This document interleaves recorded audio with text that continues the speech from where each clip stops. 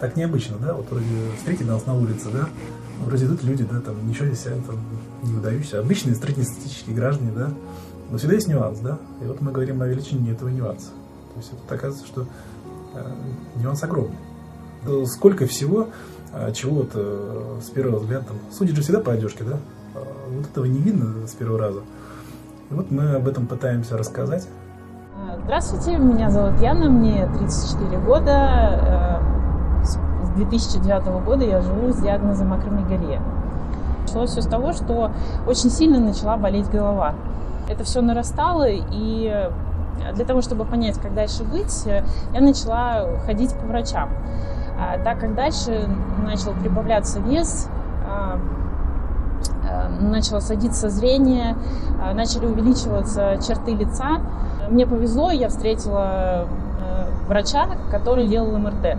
Обнаружилось, что у меня уже макроаденома гипофиза, она уже давила на зрительный нерв, и я практически потеряла зрение на левый глаз. Макроаденома – это опухоль, которая находится в гипофизе. Гипофиз находится вот здесь, он находится в голове и отвечает за выработку абсолютно всех гормонов, которые происходят в нашем организме.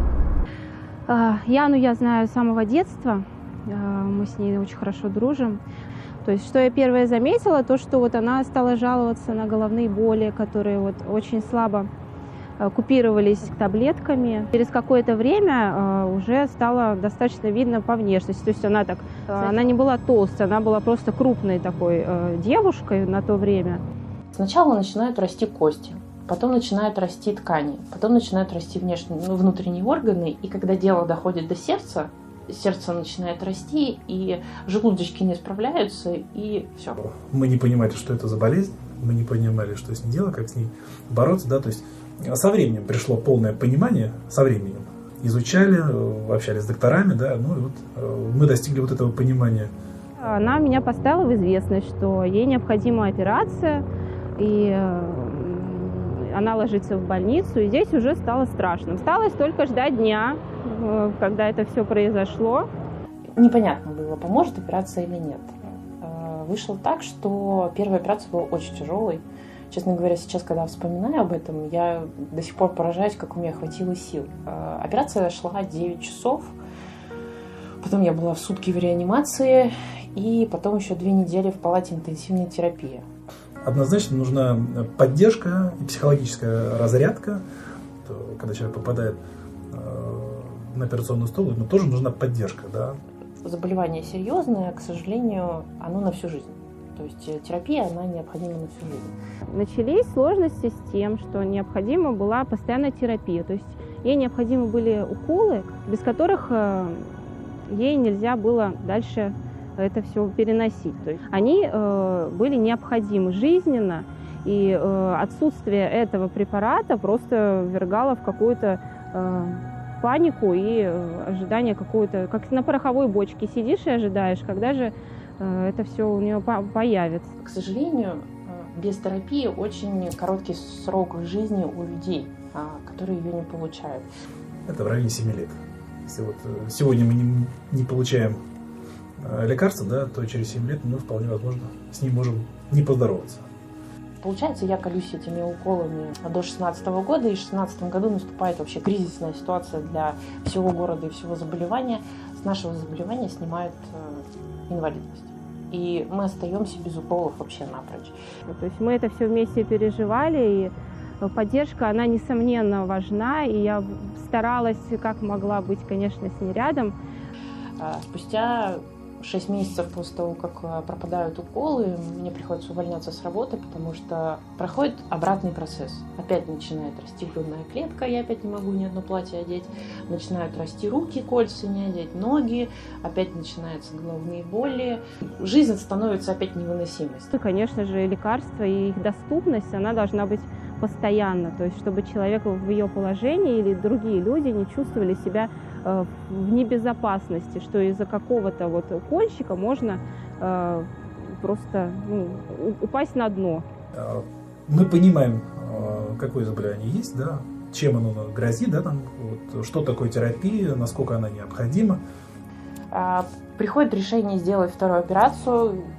и, честно, я на него очень тяжело решилась, потому что были ощущения от предыдущей. Потому что после предыдущей, когда я приходила в себя в реанимации, мне казалось, что вот, буквально, если я сейчас не захочу, то я закрою глаза, и этим все закончится. Вторая операция шла 45 минут, и все было хорошо. Предложение, да, там, о том, что лечь еще раз на операционный стол, да, то есть и попробовать прооперироваться, да, то есть удалить эту опухоль окончательно, и вполне возможно стать здоровым человеком, да, и вот, жить дальше. Но это был шанс, судьба предоставляет шанс. Во всяком случае, мы ушли с двойной дозы, да, на одну дозу. То есть, а лекарство, оно имеет серьезную побочку. И ударил желчный пузырь. То есть это все тоже побочка от препарата. Когда ты с этим сталкиваешься, ты понимаешь, что с этим можно жить, но ты боишься, что будет дальше. Вот этот желчный пузырь сейчас удалили, но ты же уколы дальше колешь, и непонятно, что будет дальше. Лекарство само по себе дорогостоящее. На 16-й год стоимость одного укола достигала 85 тысяч рублей.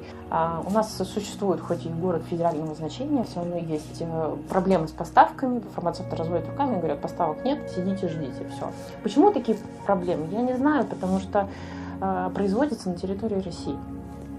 Говорит, как ты с этим живешь? Это же, тяжело очень. Я говорю то, что мы с заболеванием нашли общий язык.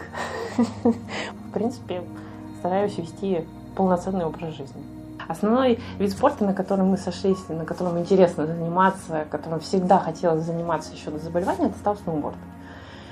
И зима стала тем периодом года, который ты ждешь. Ты приезжаешь в горы, смотришь на эту безумную красоту, начинаешь кататься.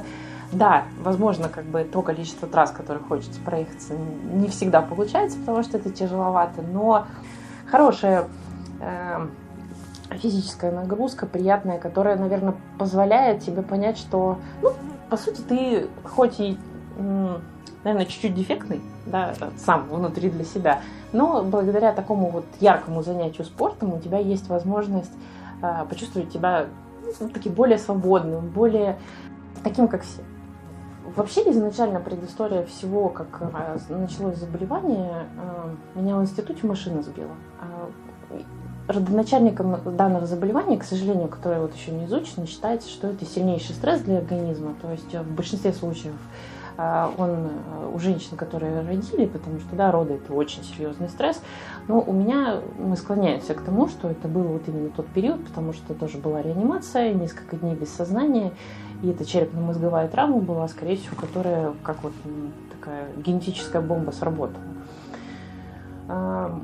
Супруг, тогда еще мы не были супругами, он, наверное, благодаря ему я, в принципе, смогла вытащить себя, потому что он был со мной в больнице после того, как я пришла в себя после аварии. Я была красавица, вообще-то фингал, все болело, но он сидел напротив меня и говорил, что все нормально, все вообще-то, главное, что все, ты жива, все здорово. Дальше, когда начались вот эти проблемы со здоровьем, и когда, получается, после первой операции я пришла в себя, уже стала вот обратно возвращаться к своему нормальному весу, я ему говорю, как ты не замечал, там эти были 10 лишних килограмм, он говорит, я не знаю, ты для меня прекрасна была, и сейчас, и до, я, говорит, вообще не понимаю, в чем дело. Вот, когда есть проблемы с лекарствами, то есть он мне помогает, он ездит, забирает их, есть возможность. Когда в твою жизнь приходит заболевание, ни в коем случае нельзя опускать рук. Можно себя, даже нужно себя немножечко пожалеть, потому что это тяжело. Морально тяжело, физически тяжело, тебе с этим дальше жить. Чуть-чуть. Ты пожалел себя, ты понял, что да, надо идти дальше, потому что жизнь, она многообразная, она прекрасная, можно заниматься всем чем угодно, просто есть какие-то свои ограничения, и нужно просто на них свободно смотреть. Не надо бояться рассказывать близким о том, как тебе плохо, потому что, да, ты хочешь храбриться, ты хочешь показывать, что тебе хорошо, но если они будут знать всю правду, которая есть, они смогут помочь, они смогут понять и смогут поддержать в нужный момент. У меня у отца была онкология, и так папы уже нет, но вот как-то неудивительно, именно супруга нашла те самые ключевые слова, да, чтобы моему отцу объяснить весь смысл жизни. Вот так вот бывает, да, когда человек в 2 раза моложе его, и в принципе там с онкологией все понятно, да, там, к чему это идет. И вот именно моя супруга нашла вот эти золотые слова. Я был удивлен, я был поражен, но это было здорово. То есть не дает опускать рук. Я ему говорю, слушай, ну вот зачем я тебе? Ну смотри, со мной как сложно, да, то есть со мной и не уехать, у меня там и проблемы эти со здоровьем, есть ограничения, чем-то нельзя заниматься. Ну что?